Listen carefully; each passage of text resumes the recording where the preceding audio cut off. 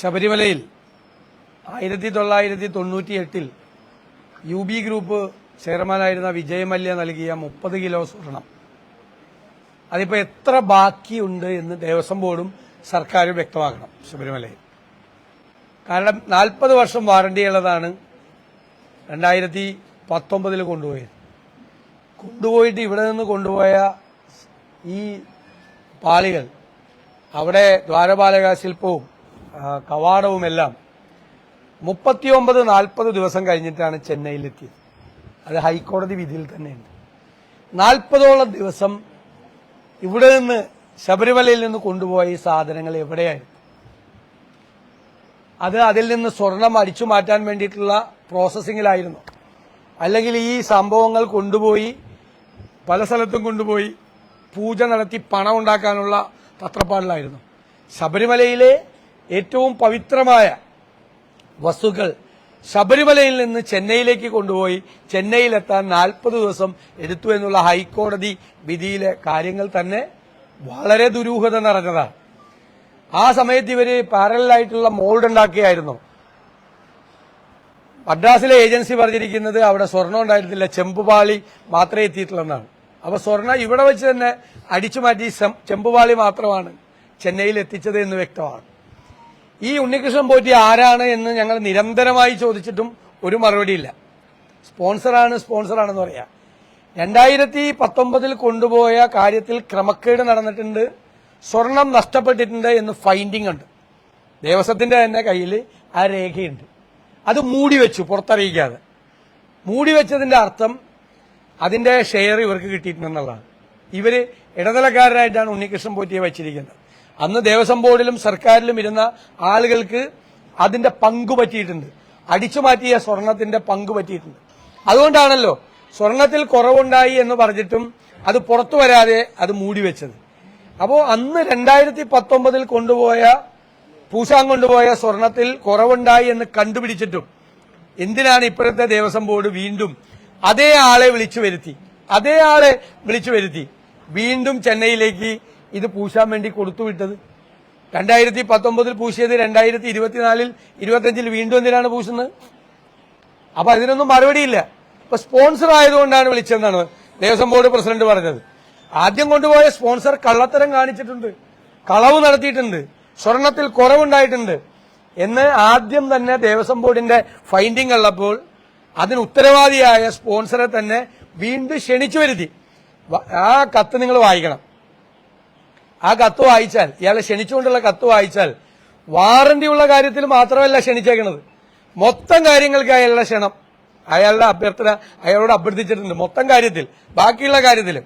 അപ്പൊ ഒരു പ്രാവശ്യം കള്ളത്തരം കാണിച്ചു, സ്വർണം ദേവസ്വം ബോർഡിന്റെ അടിച്ചുമാറ്റി എന്ന് പറഞ്ഞത് രഹസ്യമായി വെക്കുകയും ആരും അറിയാതെ വെക്കുകയും ഒരു നടപടിയും സ്വീകരിക്കാതിരിക്കുകയും ക്രിമിനൽ നടപടികൾ ഉൾപ്പെടെ സ്വീകരിക്കാതിരിക്കുകയും ചെയ്ത് ഒളിച്ചുവെച്ച അതേ സംഘം വീണ്ടും അയാളെ തന്നെ വിളിപ്പിച്ച് വീണ്ടും സ്വർണം പൂശാൻ ഇത് കൊടുത്തുവിട്ടിരിക്കുന്നു എന്നുള്ള ഗുരുതരമായ കുറ്റമാണ് ചെയ്തിരിക്കുന്നത്. ഞാൻ പറയുന്നത് ഇതിന് ഉത്തരവാദികളായ ദേവസ്വം മന്ത്രിയും തിരുവിതാംകൂർ ദേവസ്വം ബോർഡ് പ്രസിഡന്റും അടിയന്തിരമായി രാജിവെക്കണം. ഇപ്പോഴത്തെ ദേവസ്വം മന്ത്രിക്കും മുൻ ദേവസ്വം മന്ത്രി കടകംപള്ളി സുരേന്ദ്രനും ദേവസ്വം ബോർഡ് പ്രസിഡന്റുമാർക്കും എതിരായി അന്വേഷണം നടത്തണം, CBI അന്വേഷിക്കണം. കാരണം ഇത് സ്റ്റേറ്റിന് പുറത്തു കൊണ്ടുപോയിട്ടാണ് ഇത് ചെയ്തിരിക്കുന്നത്. ഇവിടുത്തെ പോലീസിന്റെ പരിധി നിൽക്കില്ല, ഇവിടുത്തെ പോലീസുകാർക്കും വിശ്വാസമില്ല. അതുകൊണ്ട് ഇത് ഇന്റർ സ്റ്റേറ്റ് റാമിഫിക്കേഷൻ ഉള്ള കേസായതുകൊണ്ട് ഈ 2 ദേവസ്വം മന്ത്രിമാർക്കും, പഴയ ദേവസ്വം മന്ത്രിക്ക് ഇപ്പോഴത്തെ ദേവസ്വം മന്ത്രി, ഇപ്പോഴത്തെ ദേവസ്വം ബോർഡ് പ്രസിഡന്റും പഴയ ദേവസ്വം ബോർഡ് പ്രസിഡന്റും എതിരായിട്ട് അന്വേഷണം നടത്തണം എന്ന് ശക്തിയായി ആവശ്യപ്പെടും. ഇല്ലെങ്കിൽ UDF അതിശക്തമായ പ്രക്ഷോഭണത്തിലേക്ക് വരും.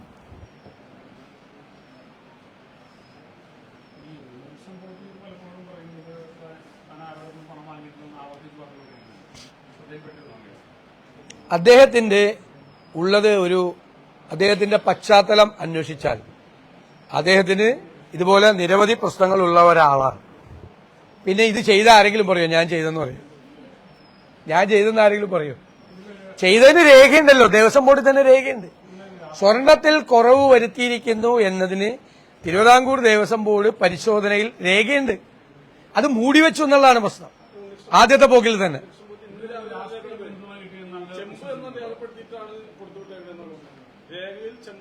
അപ്പൊ സ്വർണ്ണം ഇവിടെ വെച്ചിട്ട് മാറ്റിയെന്നാണ് അർത്ഥം. അത് തന്നെ ഞാനും പറഞ്ഞത്. സ്വർണ്ണം ഇവിടെ വെച്ച് തന്നെ മാറ്റിയിട്ടുണ്ട്. സ്വർണ്ണം ഇവിടെ വെച്ച് തന്നെ മാറ്റിയിട്ടുണ്ട്, അങ്ങോട്ട് കൊണ്ടുപോയിട്ടുണ്ട്. അതിന്റെ അർത്ഥം അതാണ്. സ്വർണ്ണം എവിടെ പോയി? കുറവ് വന്ന സ്വർണ്ണം എവിടെ പോയി? ഉറപ്പായിട്ട് കിട്ടിയിട്ടുണ്ട്. കാരണം ഇല്ലെങ്കിൽ ആദ്യം ഗുരുതരമായ, അതാണ് എന്റെ പോയിന്റ്, അതാണ് താങ്കളുടെ ചോദ്യമാണ് എന്റെ പോയിന്റ്. ആദ്യം ഗുരുതരമായ കുറ്റകൃത്യം ചെയ്തു അല്ലേ? ഈ പോക്കിൽ സ്വർണത്തിൽ കുറവ് വരുത്തി, അതിന്റെ ഫൈൻഡിങ് ഉണ്ട്.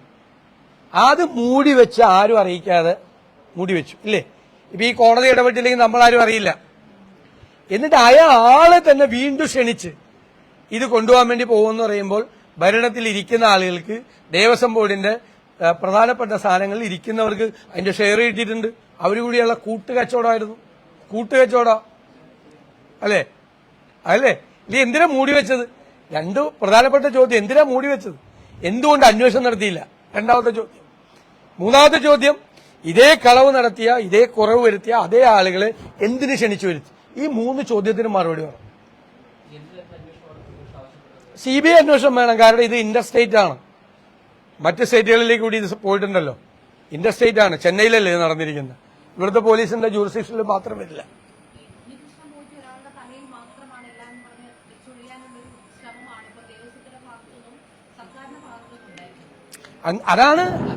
അതാണല്ലോ എന്റെ ചോദ്യത്തിന്റെ ഏറ്റവും പ്രധാന ഭാഗം.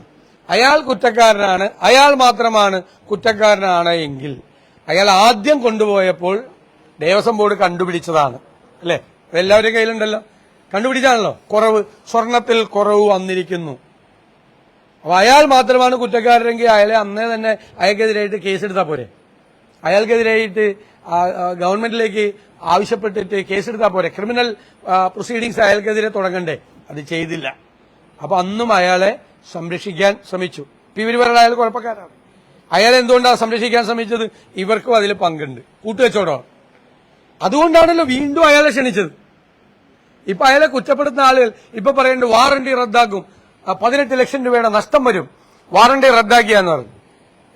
അപ്പൊ അന്ന് വാറണ്ടി റദ്ദാക്കായിരുന്നല്ലോ.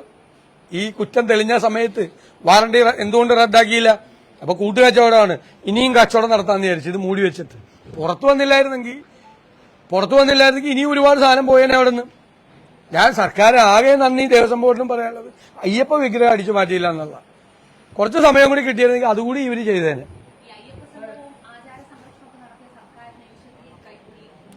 അല്ല, സർക്കാർ ഉത്തരവാദിയാണ്. സർക്കാരിലെ ഉത്തരവാദിത്തപ്പെട്ട ആളുകൾ, ഇരു സർക്കാരിലെയും, കഴിഞ്ഞ സർക്കാരിലെ ഒന്നാം പിണറായി സർക്കാരിലെയും ഈ സർക്കാരിലെയും ഉത്തരവാദിത്തപ്പെട്ട ആളുകൾ, ദേവസ്വം ബോർഡ് പ്രസിഡന്റ് അടക്കമുള്ള ആളുകൾ ഇതിന് ഉത്തരവാദികളാണ്.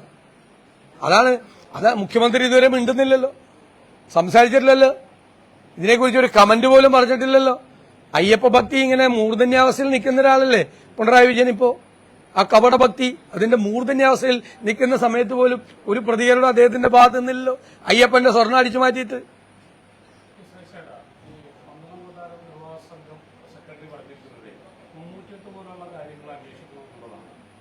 എന്ന് വേണമെങ്കിലും അന്വേഷിച്ചോട്ടെ. ഇപ്പൊ എന്തുകൊണ്ട് 98 വന്നത്? അദ്ദേഹം ഇതിനു മുമ്പൊന്നും പറഞ്ഞിട്ടില്ലല്ലോ.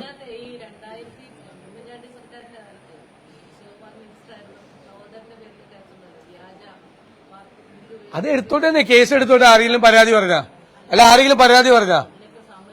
അതിന് പരാതി ആരെങ്കിലും, ഞങ്ങൾ ആരെങ്കിലും പരാതി പറഞ്ഞ അന്ന് കേസെടുക്കാൻ പാടില്ലെന്ന് പറയാം. ആര് തെറ്റ് ചെയ്തിട്ടുണ്ടെങ്കിലും അവർക്കെതിരായിട്ട് അന്വേഷണം നടത്തണം. ഇപ്പൊ ഗുരുതരമായ ഒരു കുറ്റകൃത്യം നമ്മുടെ മുമ്പിൽ വന്നിരിക്കുകയാണ്. ആ കുറ്റകൃത്യത്തെ ലഘൂകരിക്കാൻ പഴയകാരി ഇവര് 9-9.5 കൊല്ലമല്ല ഇരിക്കുന്നു. ഇവർക്ക് പഴയകാര്യം അന്വേഷിക്കാൻ പാടില്ലായിരുന്നു. അതുകൊണ്ട് അന്വേഷിക്കായിരുന്നു. ഞങ്ങളുടെ കുറ്റമാണോ? പഴയ കാലത്ത് കുഴപ്പമുണ്ടെങ്കിൽ അന്വേഷിക്കാതിരിക്കുന്നത് ഞങ്ങളുമെല്ലാം അന്വേഷിച്ചിട്ടുണ്ടല്ലോ. ഞങ്ങളാരും പരാതിയും പറഞ്ഞിട്ടില്ലല്ലോ. അല്ലല്ല നിങ്ങൾ അങ്ങനെ പറയില്ലേ. ഉമ്മൻചാണ്ടി സർക്കാരിന്റെ കാലത്തുണ്ടായിരുന്ന ദേവസ്വം ബോർഡിൽ എന്തെങ്കിലും കുഴപ്പം നടന്ന് അന്വേഷിക്കണേ ഞങ്ങൾ എതിര് പറഞ്ഞിട്ടില്ലല്ലോ. ഞങ്ങൾ ആരും എതിര് പറഞ്ഞിട്ടില്ലല്ലോ. അന്വേഷണം ഏർപ്പെടുത്തി ആ അന്വേഷണം നടത്തട്ടെ എന്ന് ഞങ്ങൾ പറയുള്ളൂ. അന്നും ഇന്നും ഇപ്പോഴത്തെ വിഷയം ലഘൂകരിക്കാൻ ഇത് അയ്യപ്പന്റെ സ്വർണ്ണം അടിച്ചു മാറ്റിയാണ് കോടിക്കണക്കിന് ഭക്തരുടെ മനസ്സിൽ പ്രയാസങ്ങൾ ഉണ്ടായിക്കൊണ്ട് എന്തുമാത്രം മനുഷ്യരെ ശബരിമലയിലേക്ക് സംഭാവന ചെയ്യുന്നത്. ഈ സ്പോൺസർമാരെന്ന പേരിൽ ഇവരെല്ലാം വലിയ തുക ഈ പാവപ്പെട്ട വലിയ ഭക്തന്മാരിൽ നിന്ന് കളക്ട് ചെയ്തിട്ട് അതിന്റെ ഒരു അംശം മാത്രമാണ് ഇവിടെ കൊടുക്കുന്നത്. ആ കള്ള തട്ടിപ്പാണ് ഇപ്പൊ പുറത്തു വന്നിരിക്കുന്നത്. ഇനി സെപ്റ്റംബർ 29 ഹൈക്കോടതിയുടെ വേറെ വിധിയുണ്ടല്ലോ, നാളികേര കോൺട്രാക്റ്റും പുഷ്പം കോൺട്രാക്റ്റും റദ്ദ് ചെയ്തുകൊണ്ടുള്ള ഒരു വിധി ദേവസ്വം ബോർഡിന്റെ. അതിന്റെ അവസാന പാരഗ്രാഫ് എടുത്തൊന്ന് വായിച്ചു നോക്ക്, അപ്പൊ കൃത്യം മനസ്സിലാവും. അവസാനത്തെ പാരഗ്രാഫ്, അതായത് സുതാര്യമല്ലാതെയാണ് കോൺട്രാക്ട്, ആ കോൺട്രാക്ട് അനുവദിച്ചത്, സുതാര്യമല്ലാതെ. അപ്പൊ കള്ളക്കച്ചവടമാണ് തിരുവിതാംകൂർ ദേവസ്വം ബോർഡ് നടക്കുന്നത്. ഞാൻ പറഞ്ഞല്ല, തിരുവിതാംകൂർ ദേവസ്വം ബോർഡിന്റെ പുഷ്പം കോൺട്രാക്റ്റും നാളികേര കോൺട്രാക്റ്റും റദ്ദ് ചെയ്തുകൊണ്ടുള്ള ഹൈക്കോടതി വിധി, 29-ാം തീയതിയിലത്തെ ഹൈക്കോടതി വിധിയിലെ അവസാനത്തെ പാരഗ്രാഫ് എടുത്ത് വായിച്ചു നോക്കുക. അപ്പൊ അറിയാം ദേവസ്വം ബോർഡ് അന്ന് രാജിവെക്കണ്ടായിരുന്നു. ദേവസ്വം ബോർഡ് പ്രസിഡന്റ് അന്ന് ഈ ദേവസ്വം ബോർഡ് പിരിച്ചുവിടണ്ടായി അന്ന്. അതൊക്കെ ചെയ്തോട്ടെ. ഇപ്പോഴത്തെ കാര്യത്തെക്കുറിച്ച് അന്വേഷിക്കണമല്ലോ. ഈ സമഗ്രം എന്ന് പറയുന്നതിന്റെ അർത്ഥം എന്താ പറയുക, ഇപ്പോഴത്തെ വിഷയം ലഘൂകരിക്കാൻ വേണ്ടിയിട്ടാണ്. ഈ വിഷയത്തെക്കുറിച്ചുള്ള ഒരു ക്രിമിനൽ നടപടിക്രമങ്ങൾ അനുസരിച്ചുള്ള കാര്യങ്ങൾ ചെയ്യണം, ബന്ധപ്പെട്ടവർ രാജിവെക്കണം. എന്നിട്ട് ഇനി വിശാലമായോ സമഗ്രമായോ ഇനി ശബരിമല ഉണ്ടായ കാലം മുതലുള്ള അന്വേഷണമൊക്കെ നടത്തിക്കോ. പക്ഷെ ഇത് ക്ലിയർ കേസാണ്.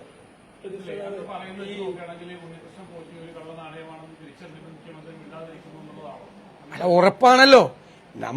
അല്ല, അത് അവര് തന്നെ പറയണ്ടല്ലോ ഇയാളാണ് കുഴപ്പം, ഇയാളാണ് പ്രശ്നം എന്നിപ്പോ അവര് തന്നെ സമ്മതിക്കണ്ടല്ലോ.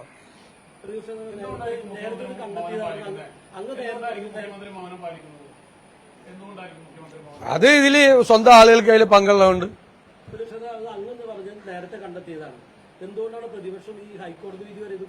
ഞങ്ങൾ എങ്ങനെ അറിയണത്?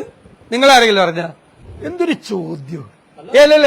അല്ലല്ല, ഇപ്പോഴേ അതെങ്ങനെ പ്രതിപക്ഷത്തിന്റെ പരിപാടി മറ്റേ ശബരിമലയിൽ സ്വർണം നടത്തിയത് അന്വേഷിക്കലാണ്? നിങ്ങൾ എന്ത് ചോദ്യം ചോദിക്കണം? നിങ്ങളാരെങ്കിലും അറിഞ്ഞ മാധ്യമപ്രവർത്തകർ?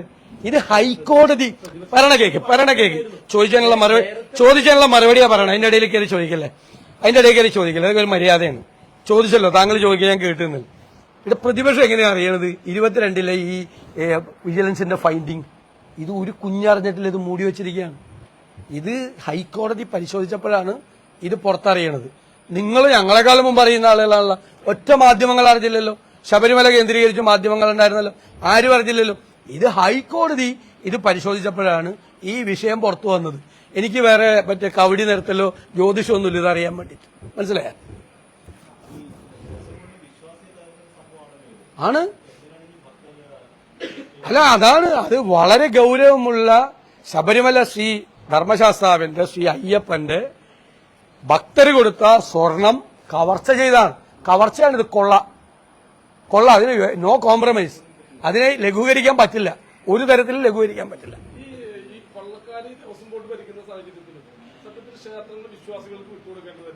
അതൊക്കെ നമുക്ക് പിന്നെ നോക്കാം. ഞാൻ അതൊക്കെ വിശാലമായ അർത്ഥത്തിലേക്ക് അത് കൊണ്ടുപോകണ്ട. ഞാൻ ഈ സമഗ്രവും വിശാലവും വേണ്ട. അപ്പൊ എന്താ അറിയാം, ഇത് ഡയലൂട്ട് ചെയ്യാൻ വേണ്ടിയിട്ടുള്ള ചോദ്യങ്ങളാണ്. ഇത് ഡയലൂട്ട് ചെയ്യണ്ട. അയ്യപ്പന്റെ സ്വർണം കവർച്ച ചെയ്തു, കൃത്യമാണ്, ഫൈൻഡിംഗ് ഉണ്ട്. സുപ്രീം ഹൈക്കോടതിയുടെ ഇതിന്റെ അകത്ത് വളരെ ഡീറ്റെയിൽ ആയിട്ട് പറഞ്ഞിട്ടുണ്ട്. എന്തുകൊണ്ട് സ്വർണം പൂശാൻ വേണ്ടി ദേവസ്വം ബോർഡിൽ നിന്ന് ശബരിമലയിൽ നിന്ന് കൊണ്ടുപോയ സംഭവം 40 ദിവസം എവിടെയായിരുന്നു? ആരുടെ കയ്യിലായിരുന്നു? ഈ ദ്വാരപാലക ശില്പം എവിടെയായിരുന്നു? പീഠം എവിടെയായിരുന്നു? ആരുടെ കയ്യിലായിരുന്നു? ദേവസ്വം ബോർഡ് ഉദ്യോഗസ്ഥന്മാര് അക്കമ്പനി ചെയ്തെന്നൊക്കെയല്ലേ പറഞ്ഞത് കൂടെ. അപ്പൊ ഈ സ്പോൺസറുടെ ബന്ധുവിന്റെ വീട്ടിലേക്ക് ഈ ദേവസ്വം ബോർഡ് അധികൃതർ അക്കമ്പനി ചെയ്തപ്പോ ഈ സാധനം എവിടെ പോയി? ഇവരെല്ലാം കൂടി കൂട്ടുനിന്നുകൊണ്ടുള്ള ഏർപ്പാടാ. അല്ലെങ്കിൽ ഇപ്പൊ പറയണ്ടല്ലോ, ഈ പ്രാവശ്യം കൊണ്ടുപോയപ്പോ ആദ്യത്തെ പ്രാവശ്യം ആരും ഉണ്ടായില്ല, മറ്റേ ഒറ്റയ്ക്കാണ് കൊണ്ടുപോയത്, ഉണ്ണികൃഷ്ണൻ പോയിട്ട്. ഇപ്പൊ കൊണ്ടുപോയപ്പോ ദേവസ്വം ജീവനക്കാർ ഇതിനെ അക്കമ്പനി ചെയ്തു എന്ന് പറഞ്ഞു. ഈ ദേവസ്വം ജീവനക്കാർ സൂക്ഷിച്ചു നോക്കി കൂടെ നടന്ന് അക്കമ്പനി ചെയ്തെങ്കിൽ ഇതെങ്ങനെ സ്പോൺസറിന്റെ ബന്ധുവിന്റെ വീട്ടിലേക്ക് പോയി?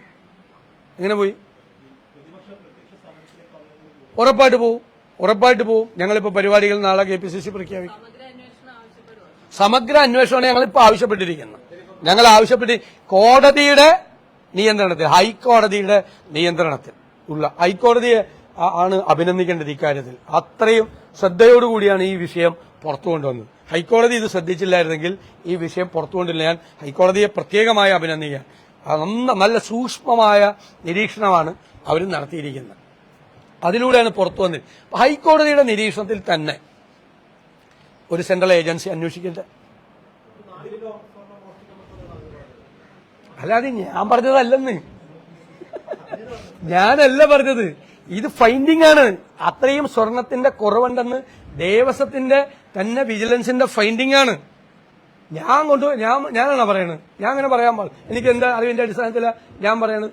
അത് സംബന്ധിച്ച് ഹൈക്കോടതി വിധി കൂടി വായിച്ചു നോക്ക്. അവിടെ ഫൈൻഡിംഗ് ഉണ്ട്.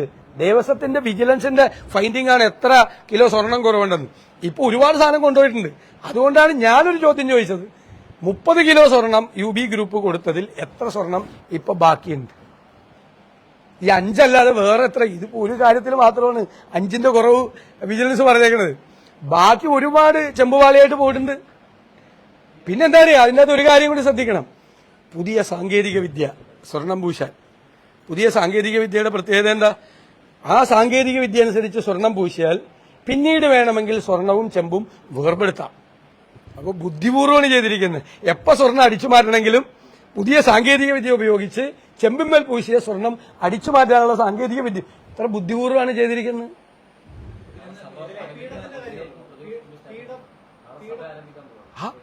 അതല്ല, സഭയില് നാളെ രാവിലെ ഞങ്ങൾ തീരുമാനിക്കും. മറ്റന്നാൾ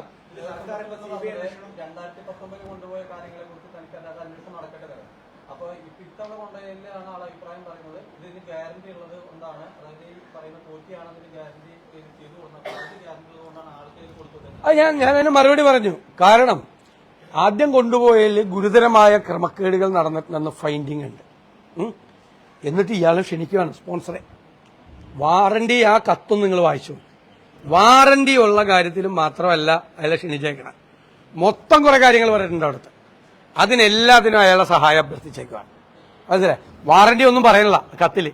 അതിപ്പോ ഒരു വാറണ്ടി എടുക്കുകയാണ് പുള്ളി, ദേവസ്വം ബോർഡ് പ്രസിഡന്റ്. ഇത് കുഴപ്പം നടത്തി എന്ന് ഉള്ള ഫൈൻഡിങ് അവിടെ, അതാണ് പ്രധാനപ്പെട്ട വസ്തു. അത് കയ്യിലിരിക്കുമ്പോഴാണ് ഇയാളെ തന്നെ വീണ്ടും ക്ഷണിച്ചേക്കുക. ഇന്ന് പറയണ്ടല്ല വാറണ്ടി വേണമെങ്കിൽ റദ്ദാക്കാം. 18 ലക്ഷം രൂപ സ്വർണത്തിന്. ഒരു പവന് എന്താ വില? ഒരു കിലോ സ്വർണ്ണം എന്ന് പറഞ്ഞാൽ എത്ര? 1000 ഗ്രാമാണ്. ഒരു ഗ്രാമിന്റെ വില എന്താ സ്വർണത്തിന്റെ? അപ്പൊ മനസ്സിലാക്കിക്കൊള്ളാം. അപ്പൊ അയാളെ തന്നെ വീണ്ടും വിളിച്ചു. കാരണം എന്താ? ഇവര് കൂട്ടുകച്ചവടമാണ്. അയാളെ കൂടി വിളിച്ചാലേ ഈ പരിപാടി നടക്കുള്ളൂ കൂട്ടുകച്ചവടത്തിന്. മനസ്സിലായില്ലേ? അതാണ് നടന്നിരിക്കുന്നത്. കൃത്യമാണ് കാര്യം. ഇപ്പൊ പലരുടെ ന്യായീകരണത്തിനൊക്കെ അവിടെ തന്നെ മറുപടി ഉണ്ട്.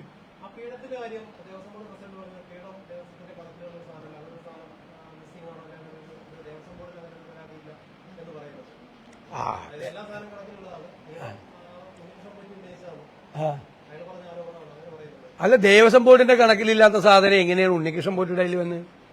ദേവസ്വം ബോർഡിന് എല്ലാത്തിലും കണക്ക് വേണ്ടേ? അപ്പൊ ഹൈക്കോടതി വിധിയിൽ കൂടി പറഞ്ഞിട്ടുണ്ടല്ലോ, ഇതെല്ലാം പറഞ്ഞിട്ടുണ്ടല്ലോ. അവിടുത്തെ ഏതെല്ലാം കാര്യമൊന്നും. ഇപ്പൊ നടൻ ജയറാം പറഞ്ഞു ഈ സാധനങ്ങളെല്ലാം നടൻ ജയറാമിന്റെ വീട്ടിൽ കൊണ്ടുപോയി അവിടെ ഒരു ശബരിമല ക്രിയേറ്റ് ചെയ്തു. ഇത് പവിത്രമായ താന്ത്രിക വിധിപ്രകാരം ഉള്ള ഒരു ക്ഷേത്രമാണ്. അവിടുത്തെ ആചാര മര്യാദകളുണ്ട്. അവിടുത്തെ സാധനം പൂശാൻ വേണ്ടി ചെന്നൈയിലേക്ക് കൊണ്ടുപോകുന്നതിന്റെ ഇടയിൽ എങ്ങനെയാണ് ഈ ഒരു സിനിമാ താരത്തിന്റെ വീട്ടിലെത്തിച്ച് ഇത് അവിടെ തന്നെ ഒരു ശബരിമല ഉണ്ടാക്കി അവിടെ തന്നെ പൂജ നടത്തി. ആ പാവത്തിനെ പറ്റിച്ചാണ്. അല്ല, അദ്ദേഹം അറിഞ്ഞുകൊണ്ട് അതിന് കൂട്ടൊന്നും നിൽക്കില്ല, അറിഞ്ഞുകൊണ്ടൊന്നും കൂട്ടു നിൽക്കില്ല. അത് പറഞ്ഞ് തെറ്റിദ്ധരിപ്പിച്ചാണ്. അതുപോലെ എത്ര സ്ഥലത്ത് കൊണ്ടുപോയിട്ടുണ്ട്, എത്ര പേരെടുത്ത് പണം മേടിച്ചാണ്, എന്തെല്ലാം വൃത്തികേട് ചെയ്താണ്. അപ്പൊ ഈ ദേവസ്വം ബോർഡ് എവിടെയായിരുന്നു? ദേവസ്വം ബോർഡിൽ ഉദ്യോഗസ്ഥർ എവിടെയായിരുന്നു?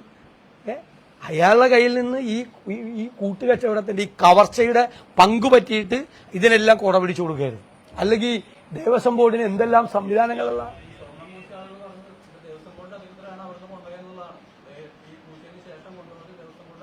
അതെല്ലാം തിരിച്ചു കഴിഞ്ഞിട്ട് എല്ലാ പണിയും കഴിഞ്ഞ് സാധനമൊക്കെ അടിച്ചു മാറ്റി കഴിഞ്ഞിട്ട് ബാക്കിയുള്ള സാധനമല്ലേ കൊണ്ടുപോകുന്നത്. മനസ്സിലായില്ലേ? അതിന്റെ റെക്കോർഡ് അവിടെ ഉണ്ട്. നിങ്ങൾ മനസ്സിലാക്കേണ്ടത് ദേവസ്വത്തിൽ തന്നെ റെക്കോർഡുണ്ട്. അത് മൂടി വെച്ചു. സാധാരണ എന്താ ചെയ്യണത്? ഇപ്പൊ നമ്മളൊരു സ്ഥാപനത്തിൽ ഇരിക്കുകയാണ്, അവിടെ ഒരു ക്രമക്കേട്, ഒരു ഇറഗുലാരിറ്റി കണ്ട്, വളരെ ഗുരുതരമായ ഇറഗുലാരിറ്റിയാണ് അല്ലെ, സാധനം നഷ്ടം വന്നേക്കുവാണ്. അത് ഉടനെ തന്നെ റിപ്പോർട്ട് ചെയ്യില്ലേ? ഗവൺമെന്റിലേക്ക് റിപ്പോർട്ട് ചെയ്ത് ക്രിമിനൽ നടപടിക്രമങ്ങൾ ഉടനെ തുടങ്ങൂലേ? ചെയ്തില്ല. ചെയ്യാതെ എന്തുകൊണ്ടാ? ഒരു കൂടി കൂട്ടുണ്ട്.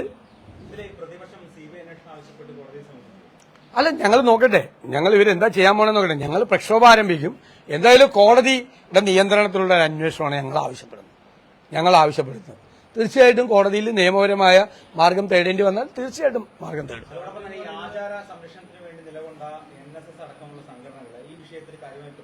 അല്ല, അതൊക്കെ ഞാൻ പറഞ്ഞല്ലോ, അതൊക്കെ അവർക്ക് ഉള്ള അവകാശമാണ്. നമ്മൾ അതിലൊന്നും കൈകടത്തല്ല. നേരത്തെ പറഞ്ഞ സംസാരമൊക്കെ നമ്മൾ ക്ലോസ്ഡ് ആണ്. അത് അവർക്ക് ഇഷ്ടമുണ്ടെങ്കിലോ ഇഷ്ടമില്ലെങ്കിലോ അത് അവർ ആര് പ്രതികരിക്കണം, എങ്ങനെ പ്രതികരിക്കണം ഒന്നും പറയാൻ ഞങ്ങളാവല്ല. ഞങ്ങൾക്കിത് പ്രതികരിക്കാതിരിക്കാൻ പറ്റില്ല. ഞങ്ങൾ ശബരിമലയിലെ ഭക്തരുടെ കൂടെയാണ് എന്നും. ഗവൺമെന്റ് അവിടെ വൃത്തികേട് കാണിച്ചപ്പോഴും ഞങ്ങൾ ഭക്തരുടെ കൂടെയായിരുന്നു, ഇപ്പോഴും ഭക്തരുടെ കൂടെയാണ്. ഇപ്പൊ ഭക്തരുടെ എല്ലാം മനസ്സിൽ വലിയ പ്രയാസമാണ് ഉണ്ടാക്കിയിരിക്കുന്നത്. കവർച്ചയാണല്ലോ ഇത്. അമ്പലത്തിലെ മുതലല്ലേ മോഷ്ടിച്ചിരിക്കുന്നത്.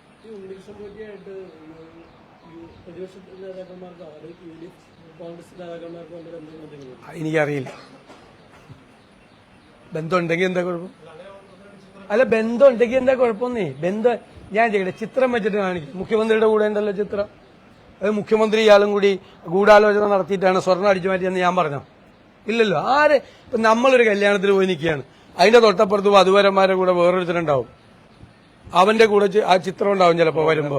ഇല്ലേ, നമ്മൾ എയർപോർട്ടിൽ പോകുമ്പോൾ ഒരാൾ വന്ന് ഒരു പണം എടുത്തോട്ടേ നീക്കണം. ഞങ്ങളിങ്ങനെ വേണ്ട മാറ്റമെന്ന് പറയും, കയ്യൊന്നും തട്ടി മാറ്റില്ല. അപ്പൊ പണം എടുക്കും. പണം എടുത്തിട്ട് നാളെ അവനെ വല്ല സ്വർണ്ണക്കള്ളക്കടത്തിൽ അറസ്റ്റ് ചെയ്ത് കഴിഞ്ഞാൽ വി ഡി സതീശനും ഇവനും തമ്മിൽ സ്വർണ്ണക്കള്ളക്കടത്ത് ബന്ധമാണെന്ന് പറഞ്ഞ് ഞാനും സ്വർണ്ണക്കള്ളക്കടത്താ നിങ്ങൾ പറയാം. ഫോട്ടോ ഒന്നും വെച്ച് ഇപ്പോഴത്തെ കാലത്തൊന്നും പറയല്ലേ. ഞാൻ ആരെ പറ്റി പറയാറില്ല. അല്ല, സോഷ്യൽ മീഡിയയിലൊക്കെ ആർക്കും അല്ല എനിക്കറിയില്ല, ഞാൻ കണ്ടിട്ടില്ല അത്. എനിക്കറിയില്ല ആരാണെങ്കിലും എനിക്കറിയില്ല. ആരെ കൂടെ ഇനിയിപ്പോ എന്റെ കൂടെ പണം എടുത്തിട്ടുണ്ടെന്ന് എനിക്കറിയില്ല. ഞാൻ കണ്ടിട്ടില്ല ഇയാളെ, കണ്ടായിട്ട് എനിക്ക് ഓർമ്മയില്ല. അതൊക്കെ ഇനിയുള്ള കാലത്ത് ആരെങ്കിലും ഫോട്ടോ എടുത്താ മനസ്സിലായില്ലേ? മുഖ്യമന്ത്രിയുടെ കൂടെ പണം എടുത്തത് മുഖ്യമന്ത്രി ഇയാളെ കൂടി ഗൂഢാലോചന നടത്തിയിട്ടാണ് ഞാൻ ആരോപിച്ചോ? അല്ലല്ലോ, ഞങ്ങൾ ആരോപിച്ചില്ല. ഞങ്ങൾ അത്തരം ആരോപണമൊന്നും ഉന്നയിച്ചില്ല. പിന്നെ സോഷ്യൽ മീഡിയയിൽ വന്ന എല്ലാ കാര്യത്തിനും മറുപടി പറയാൻ നിൽക്കുക. സോഷ്യൽ മീഡിയയിൽ എന്തെല്ലാമാണ് നടക്കുന്നത്. ഞാൻ ഇന്നാള് സംസാരിച്ചതുപോലെ സത്യത്തെ തമസ്കരിച്ച് അസത്യം കുടില് കെട്ടിയല്ല, കൊട്ടാരം പണിത് താമസിക്കുകയാണ് സോഷ്യൽ മീഡിയയിൽ.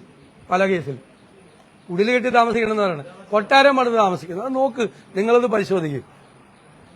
അത് വ്യാജനാണോ യഥാർത്ഥമാണോ എന്നൊക്കെ അന്വേഷിക്കുക. ഇതൊന്നും സോഷ്യൽ മീഡിയയിൽ കാണുന്ന ഒരു കാര്യത്തിന് ഞാൻ മറുപടി പറയില്ല. മനസ്സിലായേ? അസത്യങ്ങളുടെ കൂമ്പാരമാണ് അവിടെ. ആർക്ക് ആരെ വേണമെങ്കിലും തെറ്റിദ്ധരിപ്പിക്കുക, ആർക്ക് ആരെ വേണമെങ്കിലും കൂടെ പണം എടുക്കുക. ഇനി പണം എടുത്തെന്ന് ഓർത്തെന്താ സോണിയാഗാന്ധിക്ക് ഇതിൻ്റെ അകത്ത് എന്താ കാര്യം? വേറെ ഏതെങ്കിലും അയാളൊരു പൂജാരിയല്ലേ? അയാളൊരു പൂജാരിയാണ്, വിവിധ ക്ഷേത്രങ്ങളിലെ പൂജാരിയാണ്.